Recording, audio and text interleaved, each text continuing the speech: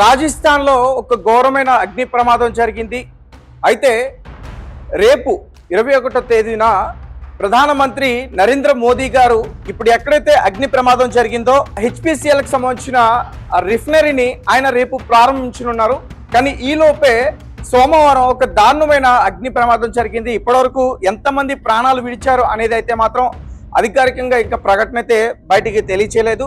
కానీ ఈ యొక్క ఘటనతో ఒక్కసారిగా రాజస్థాన్ ప్రభుత్వం ఉలిక్కి పడిందనే చెప్పాలి. ఎందుకంటే ఈ మధ్యకాలంలో చూసుకుంటే ప్రధానమంత్రి నరేంద్ర మోదీ గారికి చాలా థ్రెటనింగ్ చేసే ప్రయత్నాలు చేస్తూ ఉన్నారు. రీసెంట్ గా బీహార్ లో కూడా ఒక పర్సన్ అమెరికా ఇంటెలిజెన్స్ కి ఒక మెయిల్ పెట్టాడు. మోదీ గారిని నేను హతమారుస్తా, నాకు డబ్బులు ఇస్తే పలానా రోజు పలానా డేట్, ఈ టైమ్స్ అవన్నీ కూడా పెట్టి డేట్స్ తో సహా పెట్టి నేను హతమారుస్తాను, నాకు ఇంతవరకు డబ్బులు కావాలని రీసెంట్ గానే బీహార్ లో ఒక వ్యక్తి ఇలాంటి ప్రయత్నం చేస్తాడు. ఇక తాజాగా రాజస్థాన్ లో జరుగుతున్న ఈ ఘటన గురించి మాట్లాడుకుంటే Rajasthan Balotra district Pachpadra Hindustan petroleum corporation limited HPCL. So recent గా ఈ హెచ్పిసిఎల్ హిందుస్థాన్ పెట్రోలియం అలాగే కార్పొరేషన్ లిమిటెడ్ వీళ్ళు రాజస్థాన్ గవర్నమెంట్ తో టైఅప్ అయ్యి 79,459 కోట్లతో ఆ బడ్జెట్ తో దీన్ని నిర్మించనున్నారు. సో రేపు ఏప్రిల్ 21వ తేదీన ప్రధానమంత్రి నరేంద్ర మోదీ గారు ఈ ట్యాంకర్స్ ని జెండా ఊపి ప్రారంభించున్నారు. ఈలోపే అక్కడ చాలా దారుణంగా అగ్ని ప్రమాదం జరిగింది.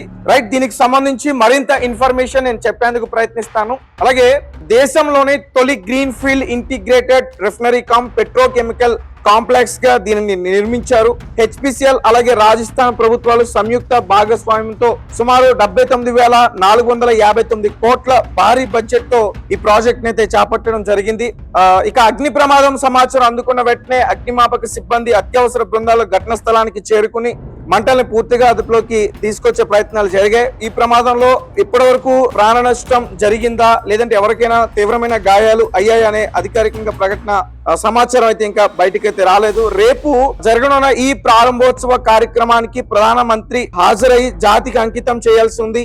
ఈ సందర్భంగా ఆయన ఎల్పిజి ట్యాంకర్లను జెండా ఊపి ప్రారంభించి బహిరంగ సభలో ప్రసంగిస్తారని షెడ్యూల్లో ఆల్రెడీ విడుదల చేయడం అయితే జరిగింది.